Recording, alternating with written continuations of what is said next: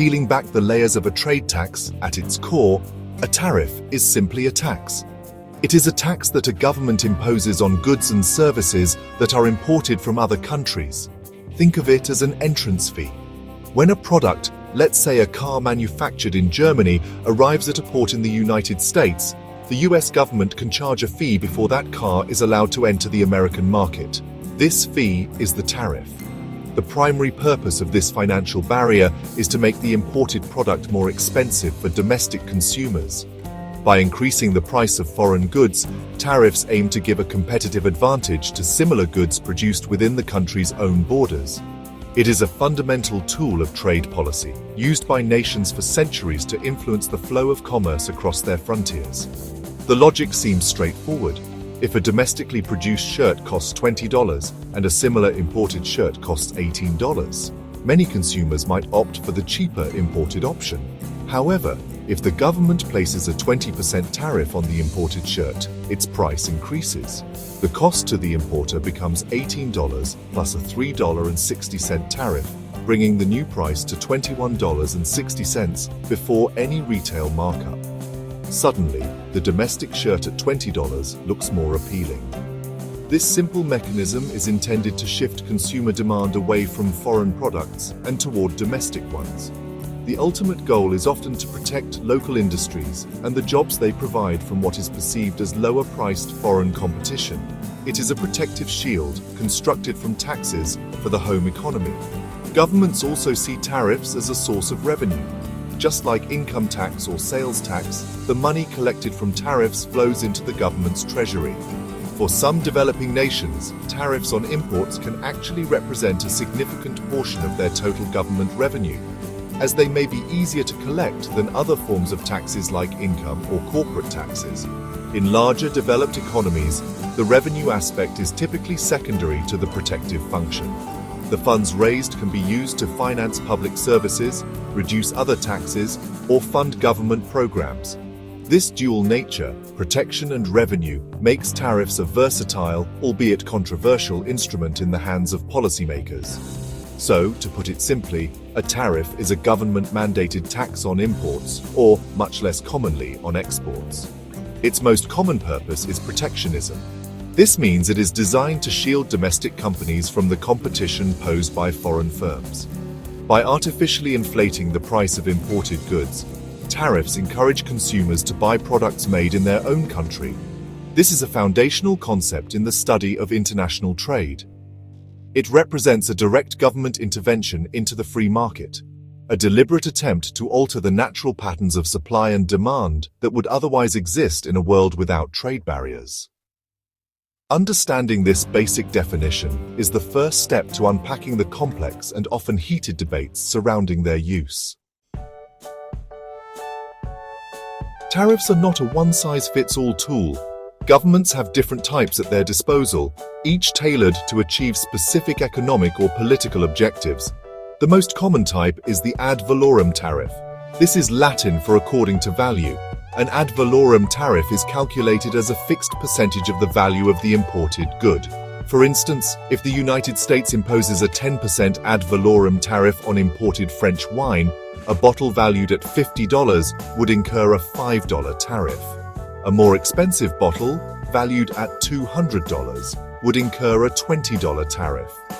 This method is straightforward and ensures that more expensive items are taxed more heavily, maintaining a proportional price difference. Another primary type is the specific tariff. Unlike the ad valorem tariff, a specific tariff is a fixed fee levied on one unit of an imported good. The amount of the tax is based on a physical measure, such as weight, volume, or quantity, rather than its monetary value. For example, a government might impose a specific tariff of $1 per kilogram of imported cheese or $100 per imported car. This means that a cheap basic car and an expensive luxury car would both have the same $100 tariff applied to them. This type of tariff is often easier to administer because it does not require determining the value of the good, which can sometimes be a complex and contentious process. Beyond these two main categories, governments can also employ a compound tariff. which is simply a combination of both an ad valorem and a specific tariff. An imported product might be subject to both a percentage of its value and a fixed amount per unit. For example, a shipment of imported suits might face a tariff of 5% of its value, plus an additional $10 for each suit in the shipment. This hybrid approach allows governments to fine-tune their trade policy, capturing revenue and providing protection in a more targeted way. It provides a baseline level of taxation through the specific component while also scaling the tax with the value of the goods through the ad valorem part. Finally, there are also tariff rate quotas. This is a more complex, two-tiered system. A country sets a quota for a specific product, allowing a certain quantity of it to be imported at a lower tariff rate. Once that quota is filled, any additional imports of that same product are subjected to a much higher tariff rate. For instance, a country might allow 10,000 tons of sugar to be imported annually at a 5% tariff. However, any sugar imported beyond that 10,000-ton limit would face a steep 80% tariff. This system allows a country to permit some level of low-cost foreign competition while heavily protecting the domestic market from being overwhelmed by an excessive volume of imports. One of the most frequently cited reasons for imposing tariffs is the protection of domestic industries. This is particularly true for what are known as infant industries.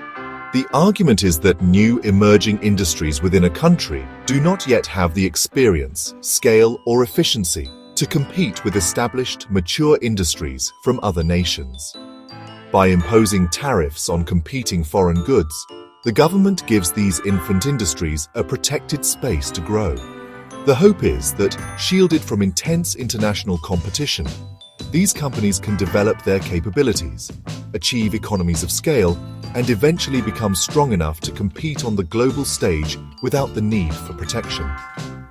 National security is another powerful argument used to justify tariffs. Certain industries are considered vital for a country's defense and self-sufficiency. Think of industries like steel, which is essential for building tanks and ships, or agriculture, which is necessary to feed the population, especially during times of conflict or international crisis. A government might argue that relying too heavily on foreign countries for these critical goods poses a strategic risk. If geopolitical tensions were to rise, a foreign supplier could cut off the supply. Therefore, tariffs are used to ensure that a domestic production capacity for these essential goods is maintained, even if it is more expensive than importing them. Tariffs can also be used as a tool of foreign policy, a way to exert pressure on other countries. This is often referred to as retaliation.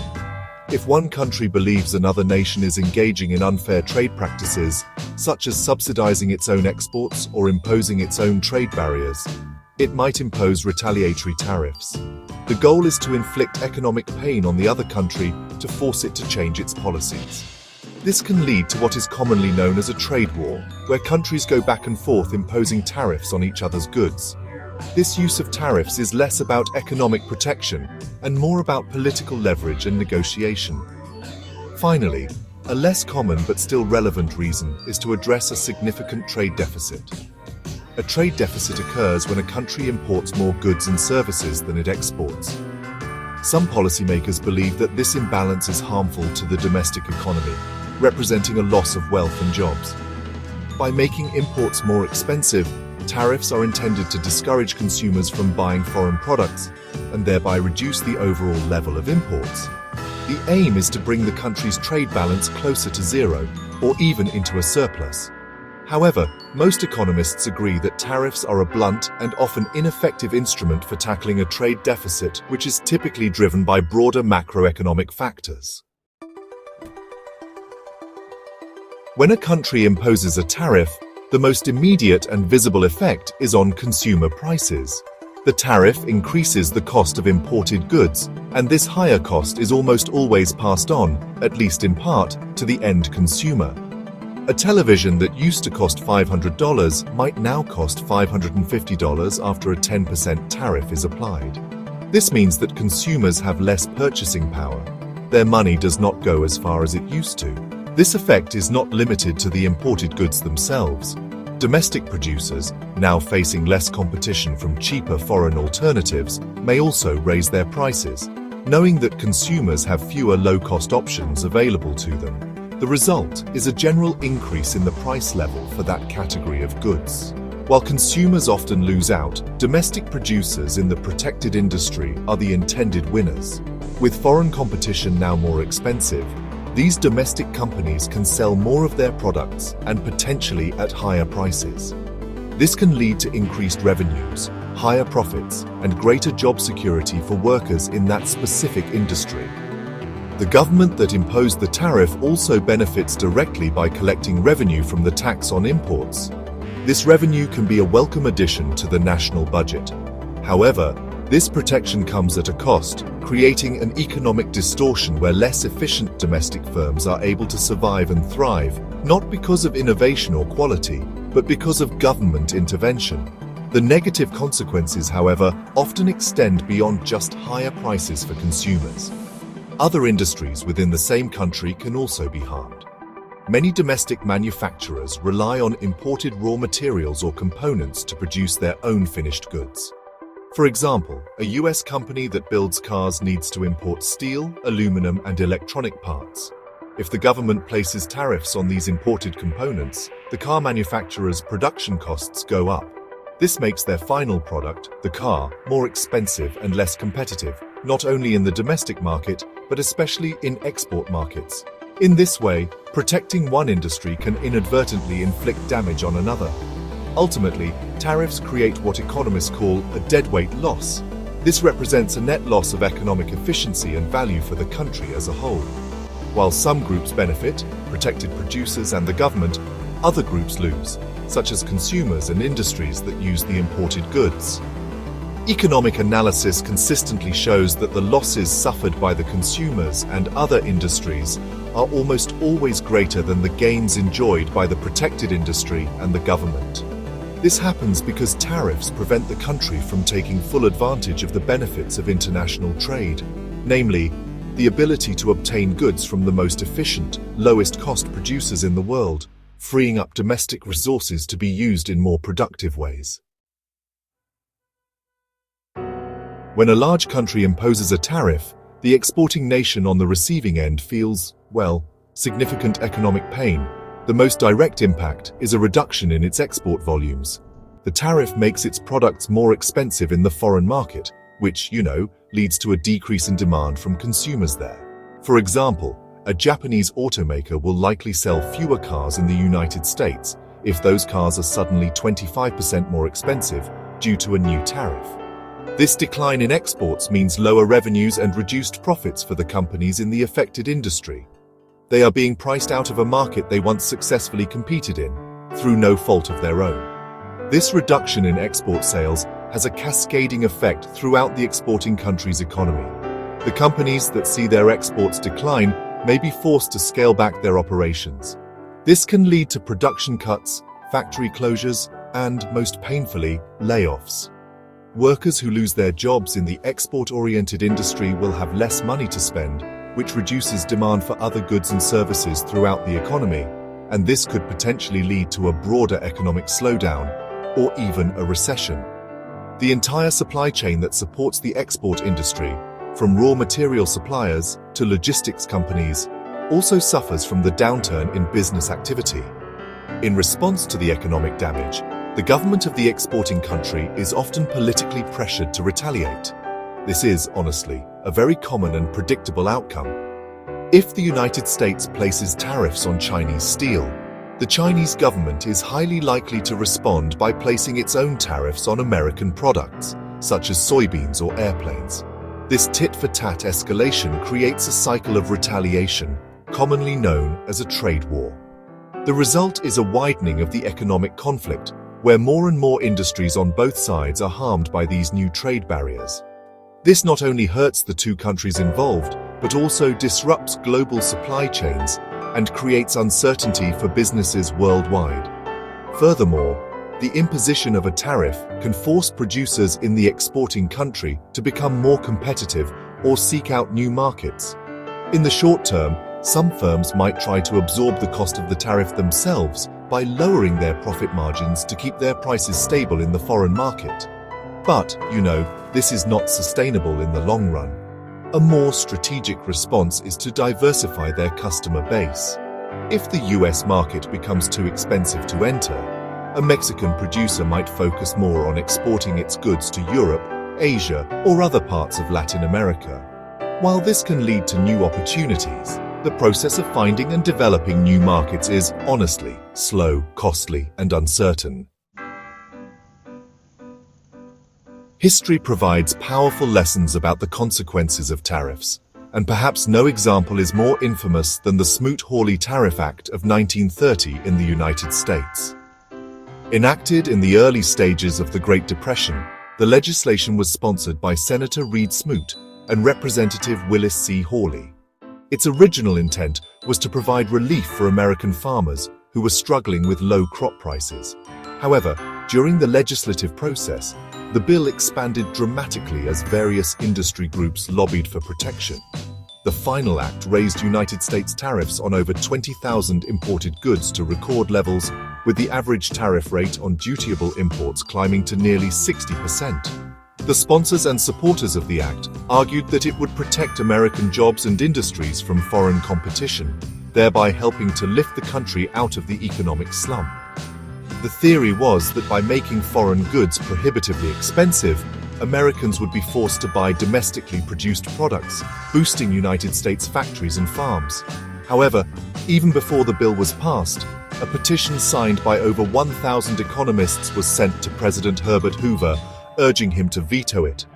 They warned that the act would provoke widespread retaliation from other countries, choke off international trade, and ultimately worsen the economic crisis, not alleviate it. The economists' predictions proved to be devastatingly accurate. America's trading partners did not stand by idly. They swiftly retaliated with their own tariffs on American goods. Canada, America's largest trading partner at the time, was the first to strike back, imposing new tariffs on a wide range of United States products. Other countries, from Europe to Latin America, quickly followed suit. The result was a catastrophic collapse in global trade. Between 1929 and 1934, United States imports from Europe fell by over 66%, and United States exports to Europe fell by an even larger 75%. World trade as a whole plummeted by an estimated 65% during this period. The Smoot-Hawley Tariff Act is now widely seen by economists and historians as a major contributing factor that deepened and prolonged the Great Depression. Instead of protecting the United States economy, it ignited a global trade war that impoverished nations around the world. American farmers and businesses that relied on export markets were devastated by the retaliatory tariffs. The act demonstrated on a grand scale how protectionist policies intended to insulate one nation's economy can backfire spectacularly, leading to a downward spiral of economic isolation and hostility. It serves as a permanent cautionary tale about the dangers of high and widespread tariffs. A more recent and widely discussed example of tariff policy involves the steel tariffs imposed by the United States in 2018. Citing national security concerns under a rarely used provision of United States trade law, Section 232, the Trump administration announced a 25% tariff on most imported steel and a 10% tariff on imported aluminum. The official justification was that a robust domestic steel and aluminum industry was vital for national defense, and that years of global overproduction, particularly from China, had weakened American producers to a dangerous degree. The stated goal was to protect and revitalize the United States steel industry, encouraging domestic production and creating jobs. The immediate effects on the United States steel industry were positive, at least in the short term. With imported steel now significantly more expensive, domestic steel producers were able to increase their prices and ramp up their output. Companies like United States Steel and Nucor announced plans to restart idle furnaces and hire more workers. The tariffs created a protected market, allowing these firms to enjoy higher profits and giving a boost to communities that depended on steel production. The policy was celebrated by steel industry executives and unions, who saw it as a long-overdue measure to level the playing field against what they viewed as unfair foreign competition. However, the negative consequences for the broader United States economy quickly became apparent. Steel is a fundamental input for a vast array of American industries, including automotive manufacturing, construction, and the production of appliances and machinery. These steel-consuming industries were now faced with sharply higher costs for their raw materials. Companies like Ford and General Motors reported that the steel tariffs cost them billions of dollars in increased expenses. This either forced them to absorb the costs and accept lower profits, or pass the higher costs onto consumers in the form of more expensive cars, washing machines, and canned goods. Many smaller manufacturers were hit particularly hard. The international reaction was swift and predictable, mirroring the historical patterns of retaliation. Key trading partners, including the European Union, Canada, Mexico, and China, responded with their own targeted tariffs on prominent American exports. The European Union imposed duties on United States products like Harley-Davidson motorcycles, bourbon whiskey, and blue jeans. China targeted agricultural products, most notably soybeans, which dealt a severe blow to American farmers. This retaliatory cycle demonstrated that tariffs are not a one-way street. While they may protect one domestic industry, they inevitably invite countermeasures that harm other, often unrelated, domestic industries that rely on exporting their goods. The steel tariffs of 2018 thus became a real-world lesson in the complex and often painful trade-offs of protectionism.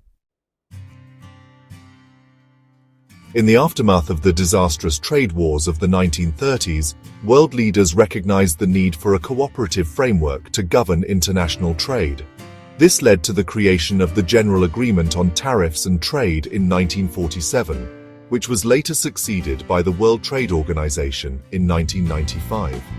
The WTO is an international organization with over 160 member countries, and its primary purpose is to ensure that global trade flows as smoothly, predictably, and freely as possible. A central part of its mission is to regulate the use of tariffs and other trade barriers, acting as a referee in the complex game of global commerce. A core principle of the WTO is non-discrimination. This is embodied in two key rules: most favored nation and national treatment. The most favored nation principle requires that a country must grant the same trade advantages, such as the same low tariff rate, to all other WTO members. If the European Union decides to lower its tariff on imported American cars to 5%, it must also apply that same 5% tariff to cars imported from Japan, South Korea, and every other WTO member. This prevents countries from picking favorites. The national treatment principle states that imported goods and locally produced goods must be treated equally once the foreign goods have entered the market, meaning they must face the same internal taxes and regulations. The WTO also provides a forum for countries to negotiate the reduction of trade barriers. Over the years, this has been achieved through a series of multilateral trade rounds.